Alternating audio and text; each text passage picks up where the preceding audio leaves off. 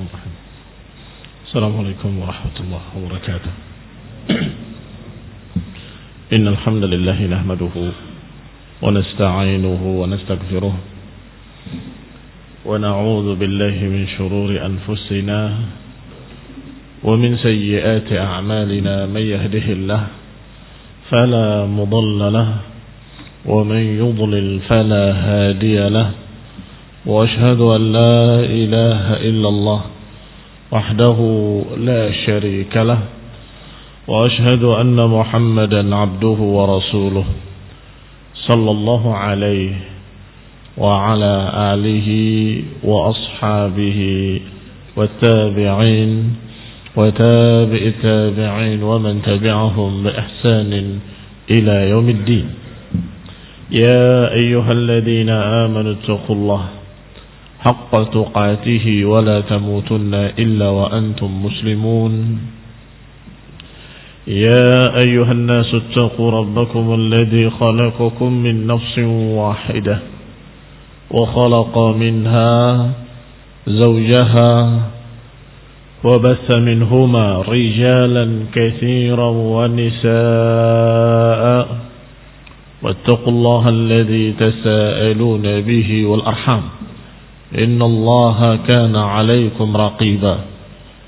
يا أيها الذين آمنوا اتقوا الله وقولوا قولا سديدا يصلح لكم أعمالكم ويغفر لكم ذنوبكم ومن يطع الله ورسوله فقد فاز فوزا عظيما. أما بعد فإن خير الحديث كتاب الله وخير الهدي هدي محمد صلى الله عليه وعلى آله وسلم وشر الأمور محدثاتها فإن كل محدثة بدعة وكل بدعة ضلالة وكل ضلالة في النار.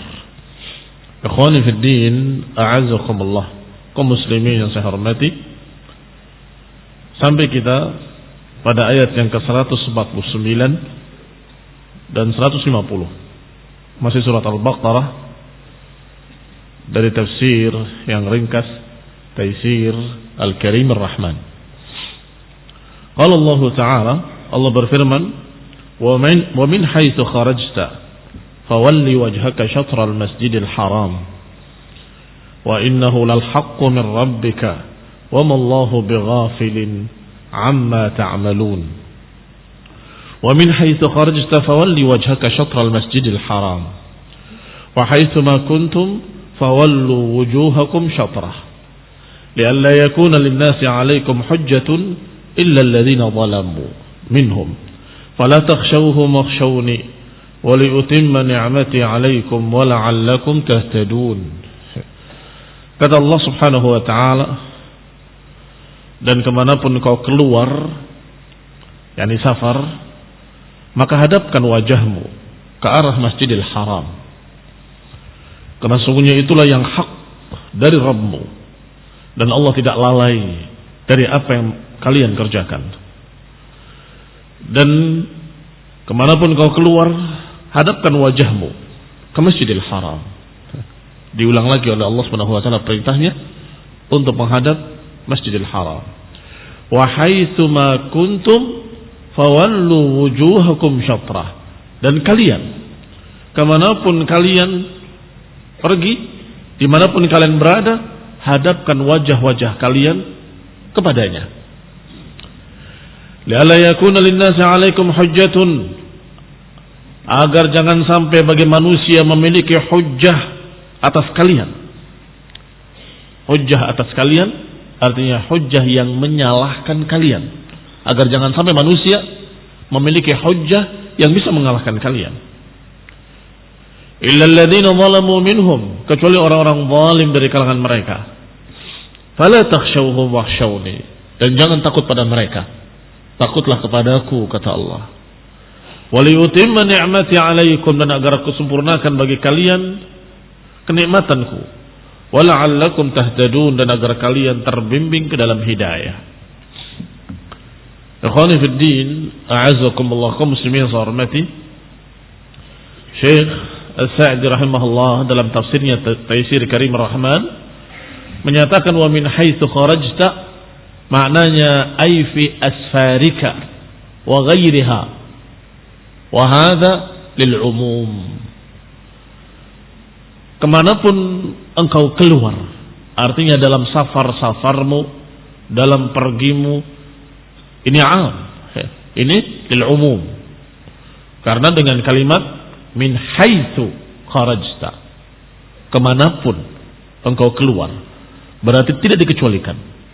Dimanapun anda berada, kemanapun kau pergi, tetap ketika salat harus menghadap Masjidil Haram. Fawalli wajhaka syatral Masjidil Haram, ay jihatahu, yani ke arahnya. Kalau tidak terlihat, paling tidak ke arahnya.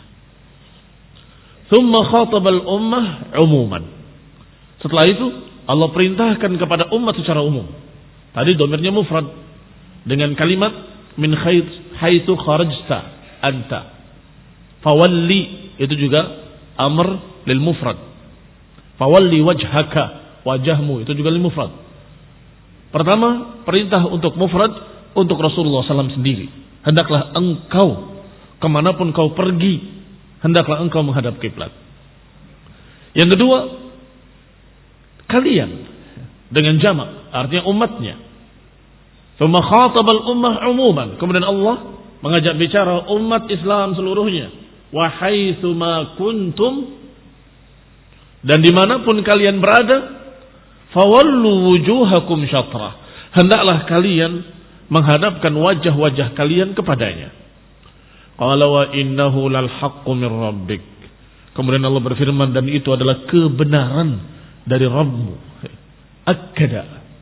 Akkadahu, Allah takkidkan, Allah tekankan bi inna wal lam, dengan inna yang maknanya sungguh-sungguh, demikian pula lam yang artinya juga takkid, sesungguhnya itu benar-benar kebenaran.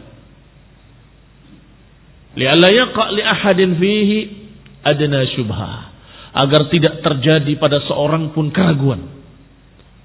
Wa li'alla yadhunna annahu ala sabili tashahi lal imtithal, agar jangan ada seorang pun yang mengira bahwa ini berkaitan dengan selera.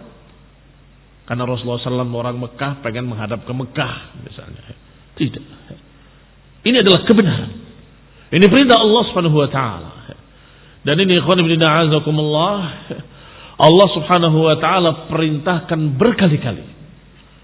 Ayat yang dulu sudah kita bahas beberapa ayat sebelumnya. Qad nara taqallubu wajhika fis samai falanwalliyannaka qiblatan tardaha. Kata Allah, aku melihat berbolak-baliknya wajahmu ke langit, dan aku akan palingkan wajahmu ke kiblat yang kau ridhai. Fawalli wajhaka, maka hadapkanlah wajahmu ke Masjidil Haram. Itu sudah perintah. Tapi sekarang diulang lagi oleh Allah Taala dengan menyatakan kemanapun engkau keluar, hendaklah menghadap kiblat. Setelah itu diulang lagi oleh Allah Taala dalam ayat setelahnya, kemanapun kamu keluar, hendaklah menghadap Masjidil Haram. Ini khonibin a'azakumullah, takkid demi takkid, penekanan demi penekanan. Dan tentunya bukan tidak memiliki hikmah. Memiliki hikmah. Kadang diketahui oleh kita, kadang tidak diketahui. Atau sebagian diketahui dan kita yakin masih ada lagi hikmah-hikmah yang belum kita ketahui. Para ulama membahas tentang apa hikmahnya. Kalau perintah untuk menghadap kiblat itu diulang-ulang sampai 3 kali. Dalam ayat yang lain, dalam ayat yang berikutnya, dalam ayat ini. Selalu memerintahkan lagi. Bahkan disebut dengan kalimat ini adalah al-haq. Adapun yang dikatakan oleh Ibnu Abbas radhiyallahu taala anhuma, sebagaimana dinukil oleh Ibnu Katsir rahimahullah dalam tafsirnya, bahwa takkid, penekanan dari Allah Subhanahu wa taala, memerintahkan dengan perintah sampai 3 kali, diulang lagi, adalah takkidan, sebagai penegasan, karena itu adalah awal pertama terjadinya nasakh. Awal pertama terjadinya an-nasakh. Nasakh itu perubahan hukum. Sehingga beberapa pihak atau beberapa orang masih merasa, kenapa kok pakai dirubah? Karena itu adalah awal nasakh. Pertama diperintahkan untuk menghadap Baitul Maqdis. Setelah sekian lama, tiba-tiba turun ayat ganti kiblatnya ke Masjidil Haram. Ini berarti nasakh. Maka dalam ayat lain Allah turunkan ayatnya, "Ma nansakh min ayatin aw nunsiha na'ti bi khairin minha aw misliha." Tidaklah kami batalkan satu ayat kecuali kami akan datangkan yang lebih baik atau yang sama. Tidak akan lebih jelek. Pasti akan yang lebih baik, yang lebih baik. Maka karena ini awal pertama perubahan hukum yang terjadi di dalam syariat, maka Allah tekankan, Allah tegaskan berkali-kali, dan Allah katakan ini adalah kebenaran, ini adalah kebenaran. Syubhat yang tersebar, pengkaburan-pengkaburan yang tersebar cukup membuat gelisah beberapa muslimin, cukup membuat goncang beberapa kaum muslimin. Maka Allah tegaskan lagi dengan kalimat fawallu wujuhakum syatral masjidil haram. Allah tegaskan lagi wa min haitsu, dari manapun kamu keluar, kamu safar, hendaklah menghadap ke sana. Masih ditekankan lagi wa innahu lal haq, dan itu kebenaran. Ini khonibina azakumullah, agar hilang syubhat-syubhat tadi dan kalah dengan penegasan perintah-perintah. Ini sebagaimana disebutkan dengan nas dari Ibnu Abbas radhiyallahu taala anhu, bahwa ini penegasan karena ini adalah awal terjadinya nasakh. Wa qila, ada pula pendapat ulama yang menyatakan bal huwa munzal atau munazzalun ala ahwal.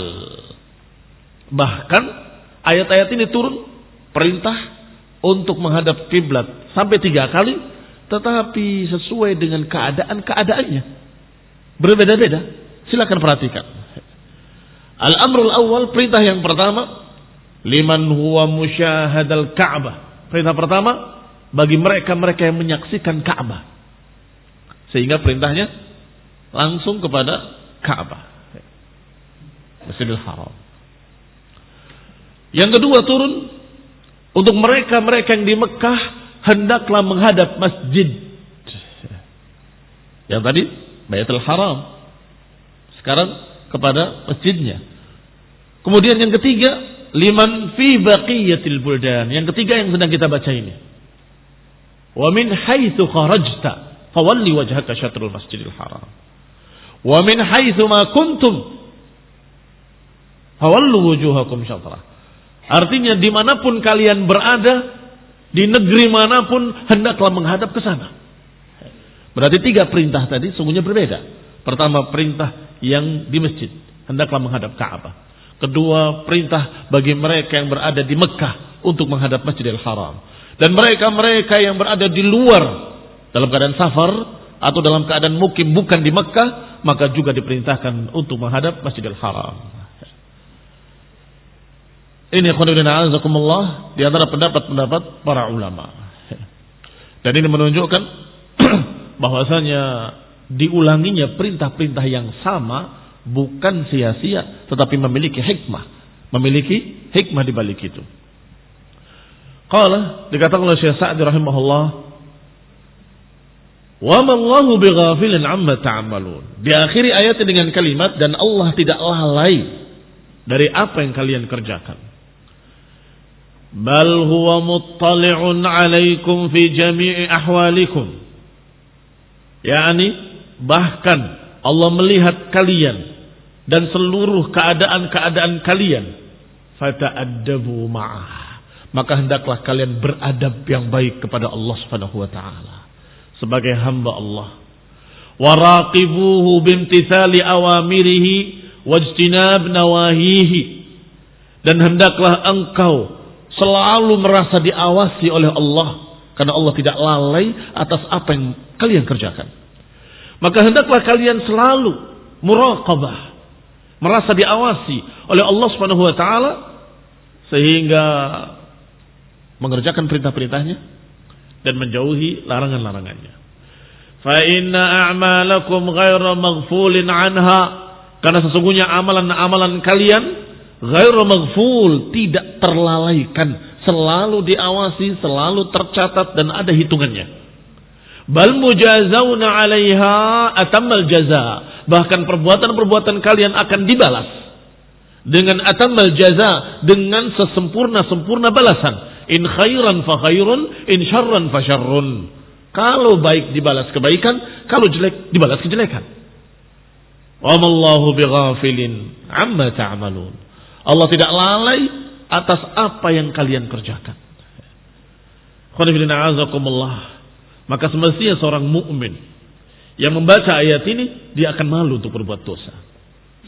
Karena dia tahu Allah tidak lalai, Allah tidak tidur, Allah tidak ngantuk. Allah Subhanahu wa taala Maha melihat.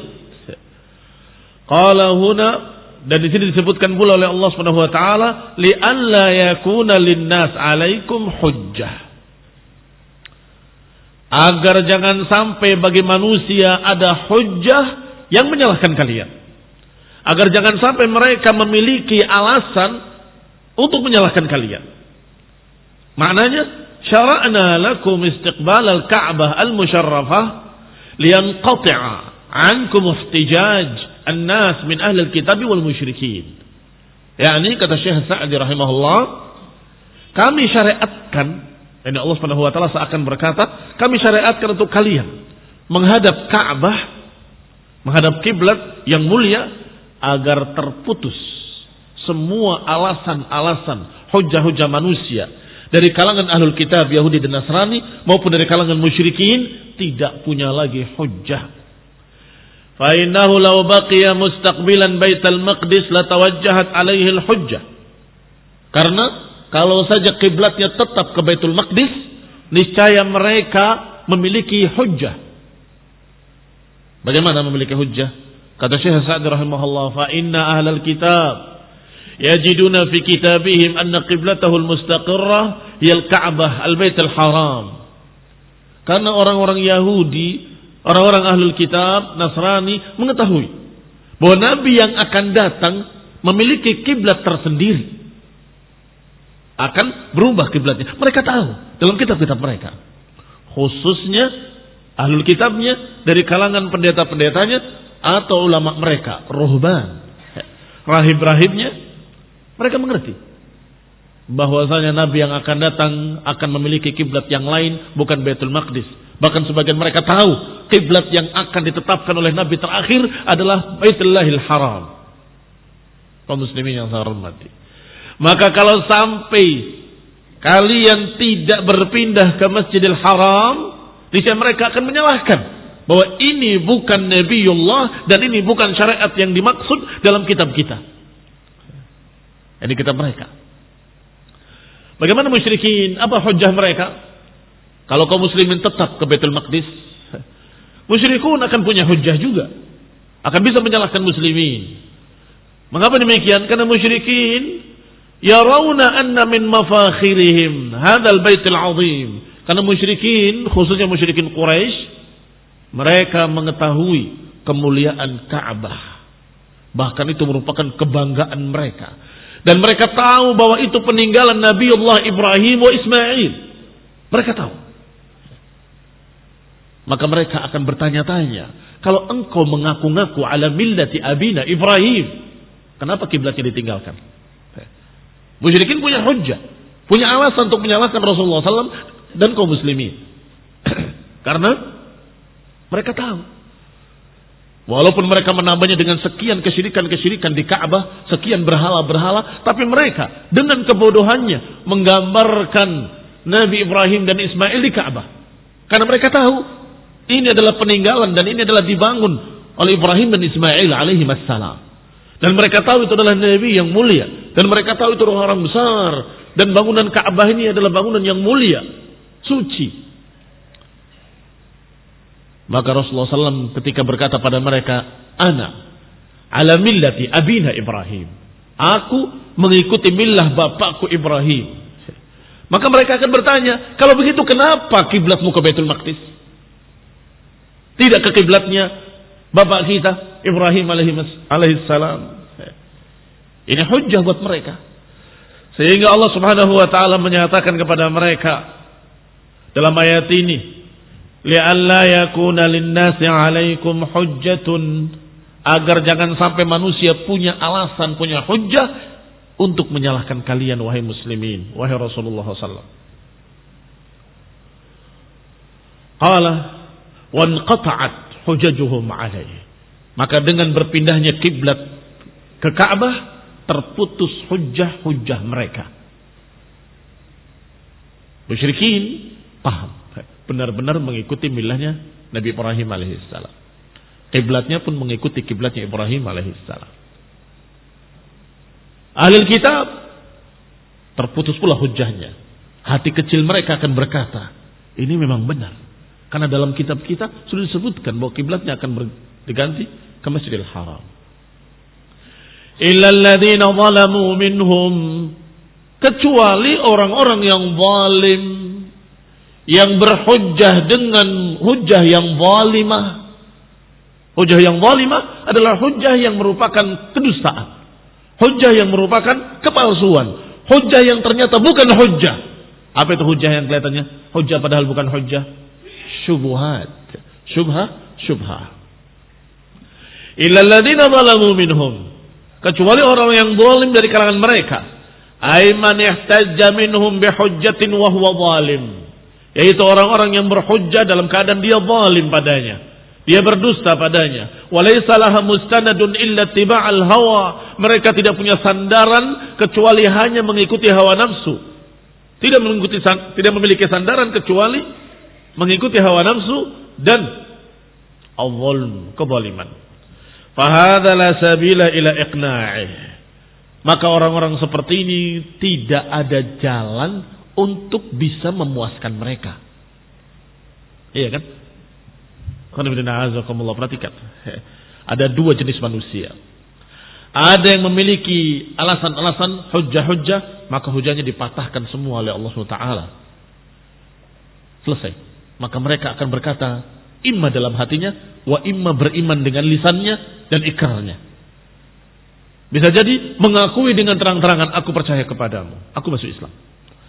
Kalaupun menolak dalam keadaan hati kecilnya berkata, ini memang benar. Karena apa yang ada dalam kitab kita seperti itu.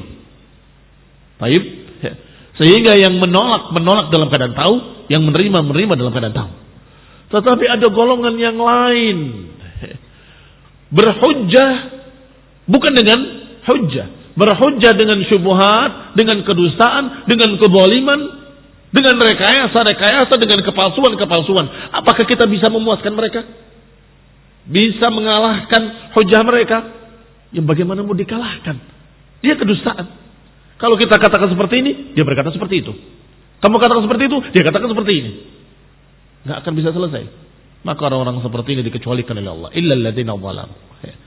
Kecuali orang-orang zalim, pasti mereka akan membuat berbagai macam tuduhan-tuduhan palsu, ucapan-ucapan dusta, perkara-perkara syubhat yang dianggap sebagai hujjah. Qala, dikatakan oleh Syekh Sa'di rahimahullah, hadza la sabila ila iqna'ihi wal ihtijaj 'alaihi. Orang-orang seperti ini enggak bisa membuat puas mereka karena mereka sesungguhnya menentang hati kecilnya sendiri. Dan juga enggak perlu ditegakkan hujjah pada mereka karena mereka sesungguhnya sudah tahu tapi berdusta. Wa kadzalika la ma'na li ja'li syubhah allati yuridunaha 'ala sabilil ihtijaj mahallan ya'buhu laha. Dan tidak ada makna untuk menjadikan syubhah-syubhah yang disebutkan oleh mereka sebagai hujjah-hujjah. Enggak ada tempat untuk kita layani, untuk kita urusi. Wala yulqa laha balan, maka tidak perlu dipedulikan ucapan-ucapan zalim mereka. Tidak perlu dipedulikan ucapan zalim mereka. Masa agama begini, masa agama begitu. Terus mau diapakan orang-orang seperti itu? Kita tegakkan hujjah, sudah. Dan mereka sudah paham. Hati kecilnya mereka tahu. Tetapi kemudian mereka berdusta. Oh enggak, di Taurat enggak begitu. Oh enggak, di Injil kami enggak seperti itu. Enggak ada itu berita-berita akan datangnya seorang nabi. Enggak ada perintah atau berita kiblat tentang berpindahnya kiblat. Enggak ada. Bagaimana? Mau bicara apa kita? Karena dia berdusta. Mereka zalim. Maka fala takhshawhum. Maka jangan takut kepada mereka. Silahkan mereka berbicara dengan ucapan apapun dari kedustaan-kedustaan. Kita tetap berjalan di atas hak. Wa innahu lal haqqu min rabbik. Ketahuilah ini kebenaran dari Rabbmu. Lianna hujjatuhum batilah. Karena hujjah mereka batil. Dan batil itu seperti namanya. Batil. Batil itu artinya gugur. Batal. Kebatilan dinamakan kebatilan karena dia batal. Karena dia batil. Ay kasmihi makhzulun. Makhzulun sahibahu. Dia ditinggal, dia direndahkan, dihina, tidak ada nilainya, rendah. Itu makna batil. Dan juga akan direndahkan pemilik kebatilan, yakni orang-orangnya. Wa hadza bi khilafi sahibil haqq. Berbeda dengan orang yang berpegang dengan kebenaran. Fa inna lil haqqi sulah wa 'izzah. Sesungguhnya kebenaran itu memiliki kekuatan, kebenaran itu memiliki kekokohan, kebenaran itu memiliki kemuliaan, kebenaran itu memiliki kekokohan. Sehingga nggak akan tumbang, nggak akan kalah, dan nggak akan sirna. Mau bukti? Mana pengikut Musailamah Al-Kadzdzab hari ini? Tidak ada. Apa maknanya itu? Hujjah mereka bahidah, gugur hujjahnya dan terlupakan, tidak lagi ada orang percaya pada dia. Bikin baru lagi nabi palsu. Tunggu saja. Tetapi al-haq terus dalam keadaan terjaga dan tetap dipegang oleh orang-orangnya dan selalu menang hujjahnya, sehingga yang menolak pun dalam keadaan menolak hati kecilnya tahu itu benar. Orang-orang kafir yang ta'assub dengan kekafirannya, mempelajari keislaman, hati kecilnya tahu ini yang lebih benar, tetapi gengsi memasuki Islam. Jahadu biha wastaiqanatha anfusuhum. Mereka menentangnya dalam keadaan hati kecil mereka yakin. Ini makna lil haqqi sulah. Hak itu memiliki kekuatan, hak itu memiliki kekokohan, hak itu memiliki kemuliaan. Maka kata Allah, fala takhshawhum wakhshawni. Takutlah kepadaku. Yujib khasyata man huwa ma'ahu. Maka wajib untuk takut kepada yang di atas kebenaran. Allah Subhanahu wa ta'ala yang memerintahkan dengan hak. Wa amara ta'ala bi khasyatihi. Maka Allah perintahkan untuk takut kepada Allah saja. Allati hiya aslu kulli khair. Karena itulah sumber segala kebaikan-kebaikan. Faman lam yakhshallah lam yankif an ma'siyatihi walam yamtasil amrah. Karena seorang yang tidak takut kepada Allah gak akan bisa menghentikan kemaksiatannya dan gak akan bisa mempraktekkan perintah-perintahnya kalau tidak memiliki khasyah. Seorang yang tidak memiliki rasa takut pada Allah gak akan bisa meninggalkan maksiat dan gak akan bisa mengerjakan perintah-perintah. Maka wajib untuk memiliki khasyah kepada Allah Subhanahu wa ta'ala. Dan khasyah itu bisa dibangun, dipupuk agar semakin tinggi rasa takutnya pada Allah Subhanahu wa ta'ala, yaitu dengan ilmu dan ma'rifatullah. Dengan mempelajari sifat-sifat Allah, mengenali Allah Subhanahu wa ta'ala dengan nama-namanya, dengan sifat-sifatnya, dengan ayat-ayatnya, mengenali agamanya, mengenali ayat-ayatnya, dan mengenali siapa yang diutusnya. Semakin orang berilmu, semakin takut pada Allah Ta'ala. Innama yakhshallaha min ibadihi al-ulama. Sesungguhnya orang-orang yang paling takut kepada Allah dari hamba-hambanya adalah para ulama, orang-orang yang berilmu. Maka semakin belajar, semakin takut pada Allah, semakin takut pada Allah Ta'ala. Semakin kenal Allah, semakin takut pada Allah Subhanahu wa taala. Wa kana sarful muslimina ila al-Ka'bah mimma hasalat fihi fitnatun kabirah. Dan karena memang dipalingkannya kiblat ke Ka'bah menyebabkan terjadinya fitnah besar. Betul-betul ramai, gempar seluruh jazirah Arab. Bukan hanya di Mekah, bukan hanya di Madinah, semua gempar tentang perpindahan kiblat. Mengapa demikian? Sudah kita terangkan pada ayat-ayat sebelumnya, pada kajian-kajian yang lalu, bahwa musyrikin punya kepentingan, Yahudi dan Nasrani punya kepentingan, munafikin punya kepentingan, sehingga gemparnya pada seluruh masyarakat, seluruh bangsa atau seluruh jenis-jenis, seluruh kaum-kaum. Musyrikin merasa, lihat dia sudah kiblatnya ke kita, sebentar lagi juga akan balik ke agama kita. GR musyrikin. Yahudi dan Nasrani jengkel. Kenapa? Dia berpaling dari kiblat kita. Dia selalu menginginkan untuk berbeda dengan kita. Padahal dari dulu kiblat itu adalah Baitul Maqdis. Itu kiblatnya para anbiya. Ini hujjah atau syubhah? Hujjah atau syubhah? Syubhat. Dia berdusta. Karena mereka tahu dalam kitab mereka bahwa Nabi yang akan datang, Nabi yang terakhir, kiblatnya akan berpindah ke Masjidil Haram. Mereka sudah tahu. Tapi berdusta.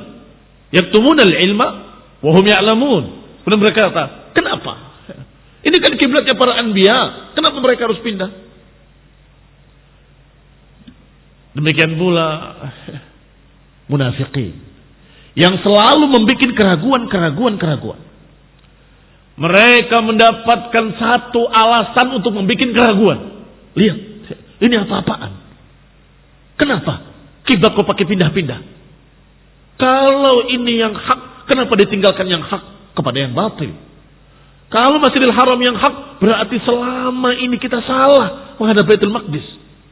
Dibikin ragu. Ini khudulina azakumullah juga syubhah, bukan hujjah, syubhat. Mengapa demikian? Karena yang hak yang diperintahkan oleh Allah. Kalau kemarin diperintahkan ke Baitul Maqdis, maka itu yang hak. Ketika sekarang diperintahkan ke Masjidil Haram, maka itu yang hak. Maka hasalat fihi fitnatun kabirah asya'aha ahlul kitabi wal munafiquna wal musyrikuna wa aktsaru fiha minal kalami wasyubah. Terjadi fitnah besar di Jaziratul Arab dan disebarkan isunya oleh semua pihak dari kalangan ahlul kitab, Yahudi maupun Nasrani, al-munafiqun, para munafiqin, dan juga musyrikin. Wa aktsaru fiha minal kalami wasyubah, dan mereka banyak berbicara, banyak berkomentar, banyak syubhat-syubhat disebarkan. Falihadza basataha Allah taala wa bayyanaha akmala bayan. Oleh karena itu Allah jelaskan sejelas-jelasnya, Allah terangkan dengan akmala bayan, dengan sesempurna-sempurna penjelasan.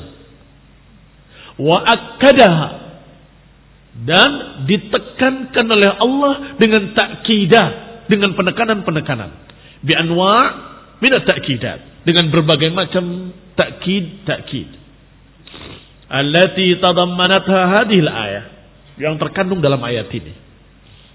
Ini jawaban berikutnya dari apa yang sudah kita bacakan tadi sedikit dari Tafsir Ibnu Katsir. Kenapa kok diulang-ulang oleh Allah? Ada yang berkata bahwa itu karena awal pertama nasakh perlu ditekankan dengan penekanan. Ada yang menyatakan itu yang pertama perintah khusus yang di Mekah, yang kedua perintah yang ada di masjid, atau yang pertama yang di masjid, yang kedua yang di Mekah, yang ketiga yang di luar Mekah. Semuanya diperintahkan ke Masjidil Haram.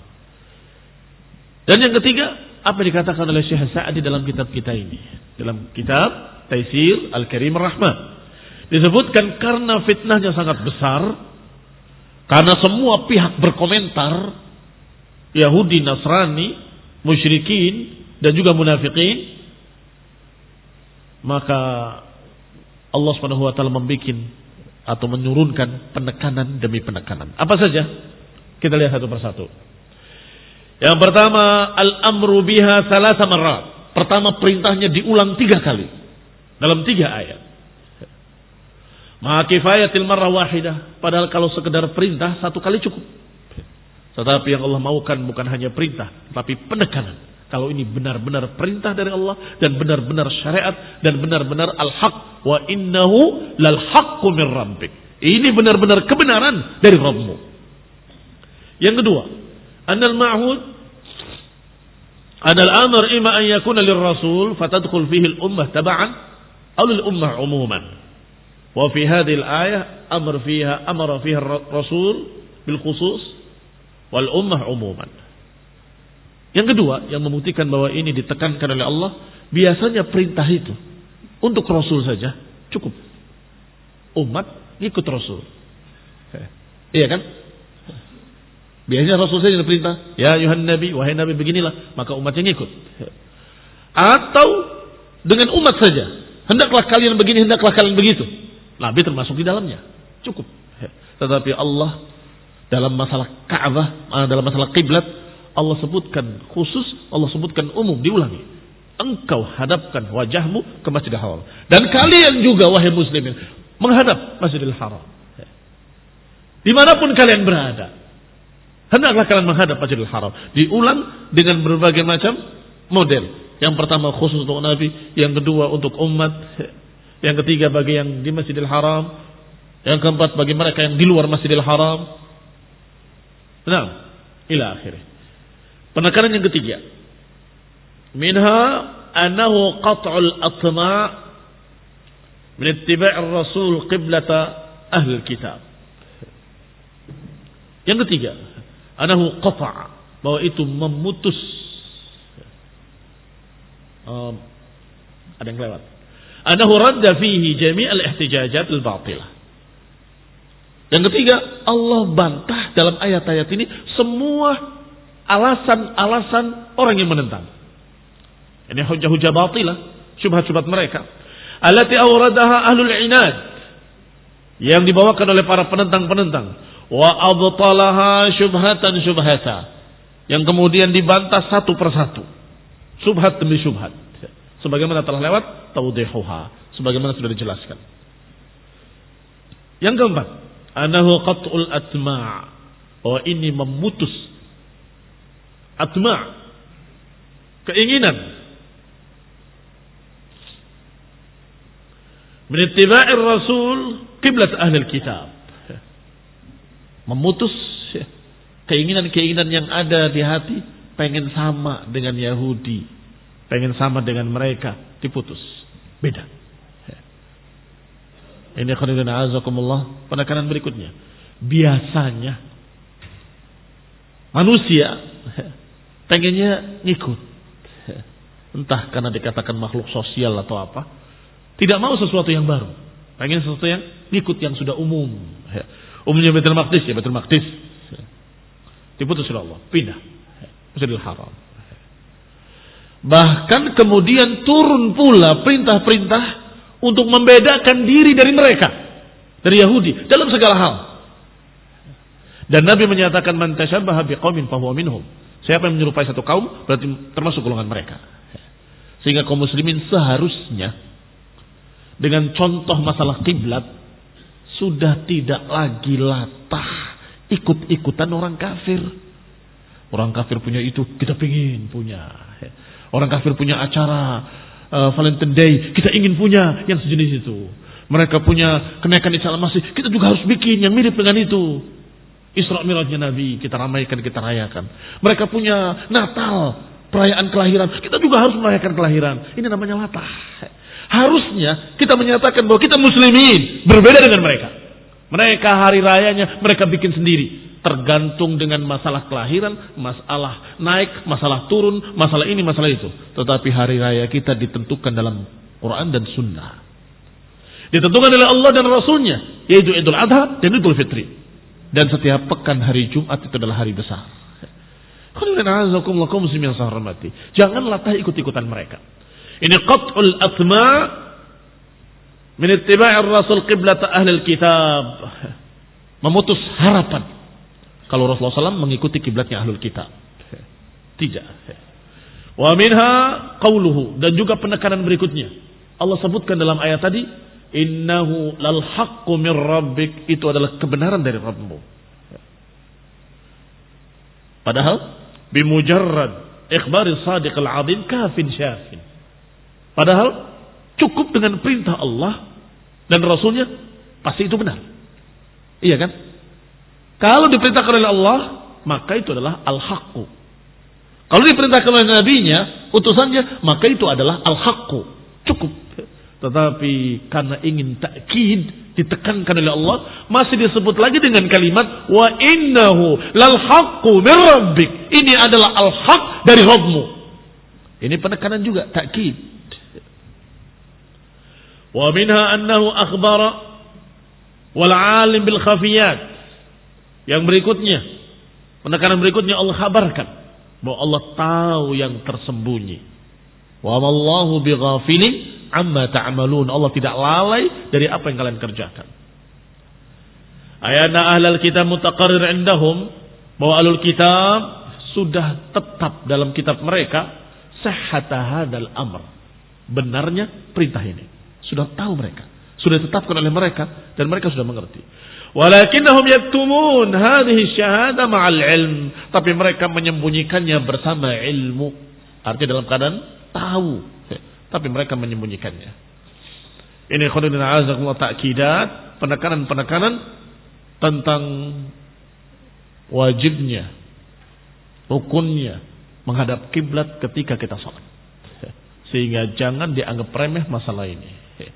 Siapa yang menyengaja salat tidak menghadap kiblat, maka batal salatnya. Tetapi kalau yang tidak sengaja atau sudah berusaha kemudian salah, maka salatnya tetap sah. Sebagaimana para sahabat dalam safar, terjadi ghuyum, awan gelap, sehingga tidak tahu bintang-bintang, nggak tahu mana timur, mana barat, mana utara, mana selatan. Maka mereka memperkirakan salatnya ke sini. Mereka garis.